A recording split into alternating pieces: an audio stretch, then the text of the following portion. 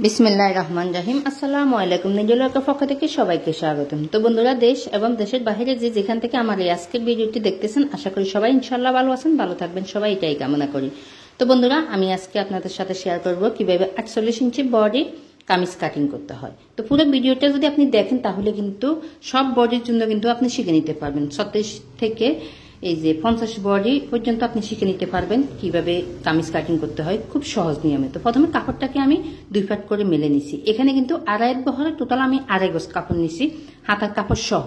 তো আপনি যদি 2 হাত বহরের কাপড় নেন তাহলে কিন্তু অবশ্যই 3 গজ কাপড় নেবেন হাতার কাপড় সহ, ঠিক আছে। প্রথমে কাপড়টাকে 2 পার্ট করে মেলে নেওয়ার পরে এখন আরেকটা বাঁশ দিয়ে আমি টোটাল সাইড পার্ট করে নিছি। এখানে বাড়তি যে কাপড় আছে কাপড়টা কিন্তু সাইডে রয়ে গেছে, এটা কিন্তু হাতার কাপড়টা, ঠিক আছে। এটা হচ্ছে হাতার কাপড়টা। আপনার গ্যাপ যতটুকু হবে ওই পরিমাণ মতো বাঁশটা দিবেন, ঠিক আছে। আপনি গ্যাপ কতটুকু নিতে চান ওই পরিমাণ মতো বাঁশটা দিবেন। আমার দিকে বন্ধ সাইড আর এই সাইডটা হচ্ছে খোলা সাইডটা। এখানে টোটাল 4 পার্ট কাপড় আছে। আবারও দেখিয়ে দিচ্ছি, উপরে 2 পার্ট, নিচে 2 পার্ট, ঠিক আছে। আগে কিন্তু আপনি কাটিং করবেন না, ঠিক আছে। কাপড়টা কেটে নেবেন না, কামিজটা কাটিং করার পরে কিন্তু হাতা কাপড়টা বের করবেন। তো এখানে আমি এই যে 15 ইঞ্চি নিচ্ছি, অর্থাৎ সেলাইয়ের কাপড় শর্ট টোটাল আমি 15 ইঞ্চি নিচ্ছি। এখানে আমার এই যে জামাটির গ্যার হবে 14 ইঞ্চি, আমি এক্সট্রা বেশি নিছি, টোটাল আমি 15 ইঞ্চি নিছি, ঠিক আছে। কাছ থেকে দেখিয়ে দিচ্ছি, এখানে কিন্তু আমার এই যে 15 ইঞ্চি নিচ্ছি, 15 ইঞ্চি আছে। তো এরপর লম্বাটা দেখিয়ে দিচ্ছি। এখানে আমি সেলাইয়ের কাপড় শর্ট টোটাল কতটুকু কাপড় নিছি সেটাই দেখিয়ে দিচ্ছি। এখানে আমি 45 ইঞ্চি নিব, ঠিক আছে। তো আপনারা কিন্তু আপনাদের পরিমাণ মতো লম্বার মাপটা বাড়িয়ে কমিয়ে তারপর কাপড়টা নেবেন, ঠিক আছে। তো উপরে কিন্তু আমি 1/2 ইঞ্চি বাদ দিয়ে দিছি, এটা কিন্তু সেলাইয়ের কাপড়টা। সেলাইয়ের কাপড়টা বাদ দিয়ে তারপর কিন্তু আপনি লম্বার কাপড়টা নেবেন।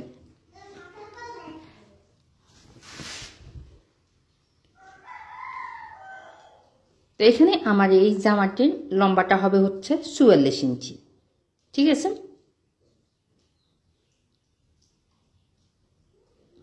44 ইঞ্চি নিছি। তো আমি এক্সট্রা আরও 1 ইঞ্চি বেশি নিছি সেলাই করার জন্য। এখানে সেলাইয়ের কাপড়টা নিছি আমি এই যে 1 ইঞ্চি, আর জামাটির লম্বাটা নিছি হলো 44 ইঞ্চি, ঠিক আছে। এটা কিন্তু খোলা সাইডটা।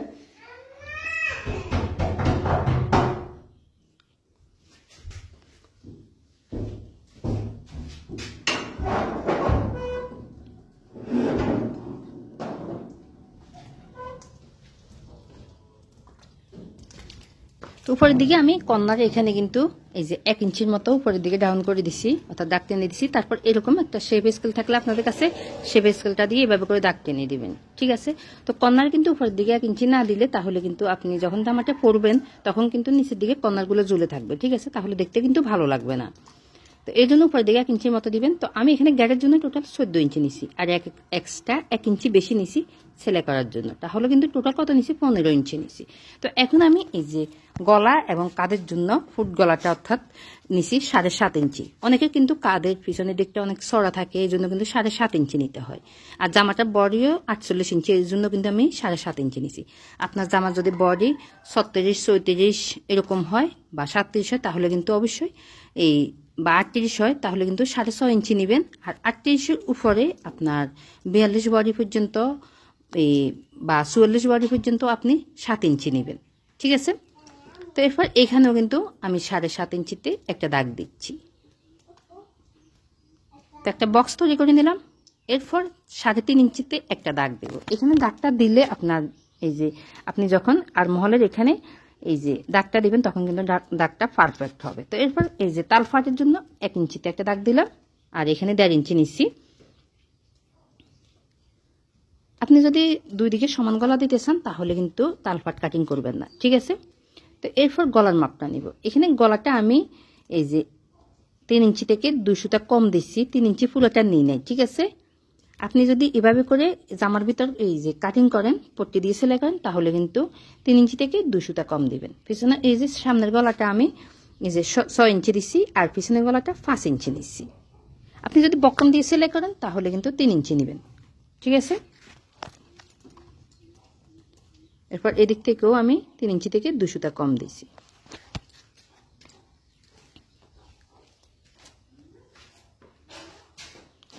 এখন গোল গলা শেপ করে আমি দাগ দিয়ে দিচ্ছি। আপনারা আপনাদের যে ধরনের গলা পছন্দ ওই ধরনের দিতে পারেন।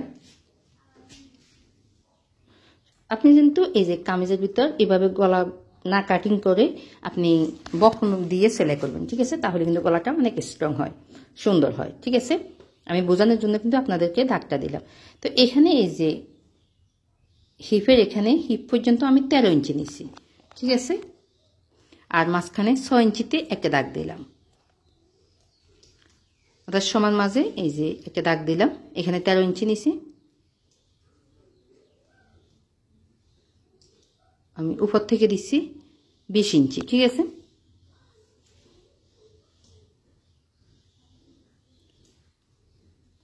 তো এখন আমি বডির মাপটা নিব। আমার এই জামাটির বডিটা হচ্ছে 48 ইঞ্চি, ঠিক আছে? তো প্রথমে কিন্তু আমি দেখিয়ে দিচ্ছি 48 ইঞ্চি এখানে, ঠিক আছে? তো এভাবে মাপ নেওয়ার কারণ হচ্ছে যারা একেবারে নতুন তারা কিন্তু এই যে এভাবে করে মাপ নেবেন, ঠিক আছে? 48 ইঞ্চি আপনার বডি যা হবে তার মাঝে এভাবে করে ধরবেন, ধরে মাঝখানে কত হয় এই যে 24 হয়, ঠিক আছে? আমার 48-এর ডাবল কিন্তু 24। তো এরপর আরেকটা ভাঁজ দিচ্ছি, এই যে আরেকটা ভাঁজ দিচ্ছি, কত হলো এই যে 12 ইঞ্চি হচ্ছে, 12 ইঞ্চি আছে, অর্থাৎ 48-এর 4 ভাগের 1 ভাগ কিন্তু কত হয় 12 ইঞ্চি হয়। তো 12 ইঞ্চিতে একটা দাগ দিলাম। আপনার বডি যা হবে 4 ভাগের 1 ভাগ নেবেন, এভাবে করে মাপ নিয়ে 4 ভাগের 1 ভাগ নেবেন। এরপর এই যে এখানেও আমি 12 ইঞ্চি নিব, অর্থাৎ বডি যা দিব হিপও তা দিব।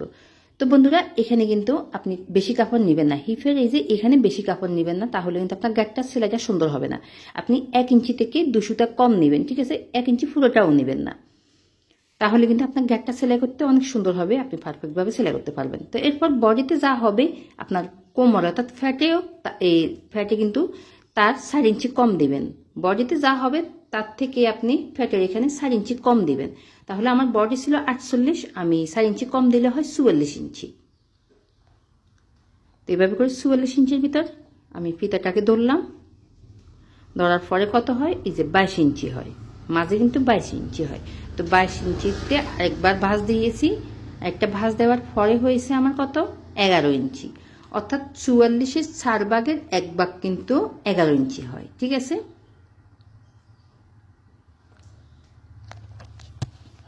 আপনি জামা কাটিং করার সময় অবশ্যই ফ্যাটের এখানে কিন্তু 4 ইঞ্চি কম দিবেন, বডিতে যা দিবেন তার থেকে 4 ইঞ্চি কম নেবেন।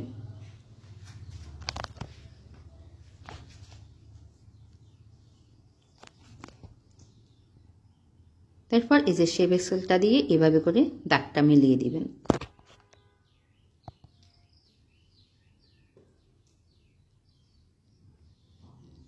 এরপর এখানেও আমি দাগটা মিলিয়ে দিচ্ছি। তো বন্ধুরা আমি কিন্তু আপনাদেরকে সবসময় সহজ করে বোঝানোর চেষ্টা করি। এরপরে যদি আপনার কোথাও বুঝতে সমস্যা হয় তাহলে অবশ্যই কমেন্টে জানাবেন, আশা করি আপনার কমেন্টে রিপ্লাই দেওয়ার চেষ্টা করব, ঠিক আছে? তো এরপর এখানে আর এখানে দাগটা মিলিয়ে দিতে হবে। তো আপনি কিন্তু শেপ স্কেলটা দিয়ে দাগটা দিবেন না, তাহলে কিন্তু দাগটা বাঁকা হয়ে যেতে পারে, বা ছোটোখাটো কিছু দিয়ে আপনি দাগটা দিবেন না। এইভাবে করে ফিতাটিকে ধরবেন, ঠিক আছে? ধরে এভাবে করে বসিয়ে সমান করে দাগটা দিতে হবে।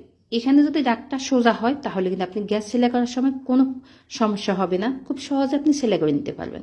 আমি ছোটো ছোটো করে দাগ দিয়ে দিছি, দাগটা দেওয়ার পরে এখন আমি স্কেলটা দিয়ে দাগ দেব, ঠিক আছে? একদম সমান করে দাগটা মিলিয়ে দিব। আপনার এই যে গ্যারের এখানে যদি দাগটা সোজা না হয় তাহলে কিন্তু আপনি সেলাই করার সময় অনেক সমস্যা করতে পারেন, আপনার গ্যারটা সেলাইটা সুন্দর হবে না। তো দাগগুলো দিয়ে দিলাম মাপটা সঠিকভাবে নিয়ে।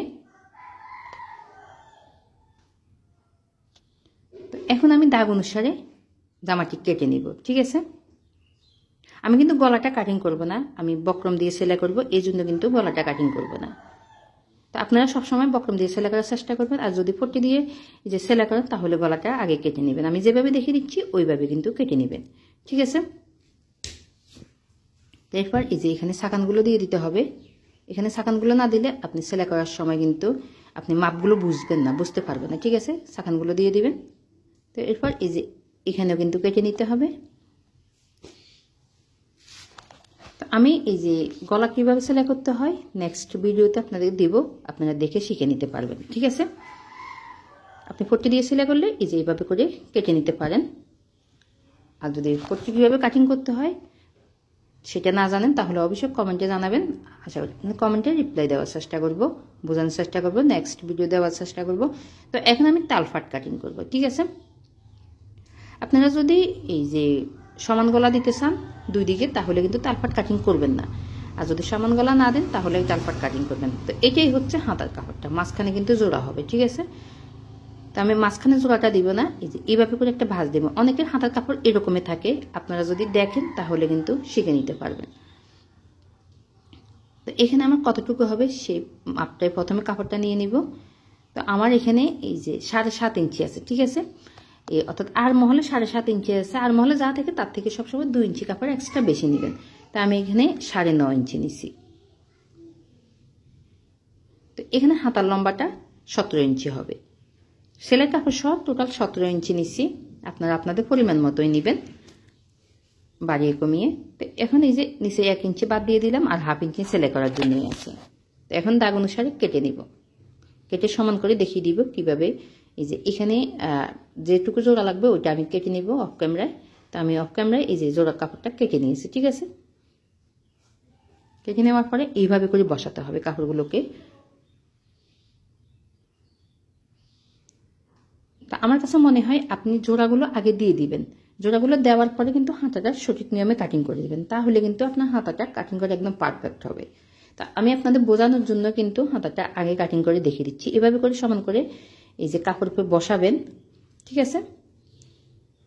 বসানোর পরে কিন্তু তারপর কাটিং করবেন। তো আমি 3 ইঞ্চি নিছি, ঠিক আছে, এখানে 3 ইঞ্চি নিছি। এরপর হাতার মুহুরি মাপটা নিছি, হাতার মুহুরিটা আমি 6 ইঞ্চি দিছি। আপনারা আপনাদের পরিমাণ মতোই এই যে হাতার মুহুরি মাপটা নেবেন। এরপর এই যে দাগ অনুসারে এইভাবে করে দাগগুলো মিলিয়ে দিতে হবে। সেলার জন্য এক্সট্রা বেশি নিলে হবে 1 ইঞ্চি।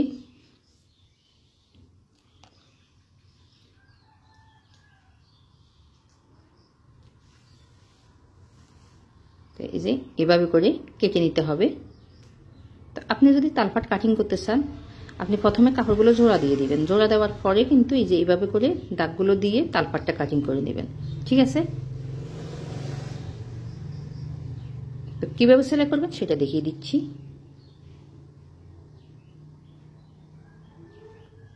এখান থেকে একটা পার্ট সরিয়ে নিলাম, এই যে এভাবে করে বসাবেন। বসানোর পরে কিন্তু এখানে প্রথমে সেলাইটা দিয়ে নেবেন, তাহলে কিন্তু জোড়া লেগে যাবে। তো সবাই ভালো থাকবেন, সুস্থ থাকবেন, নিরাপদে থাকবেন। আবারও দেখা হবে। আল্লাহ হাফেজ।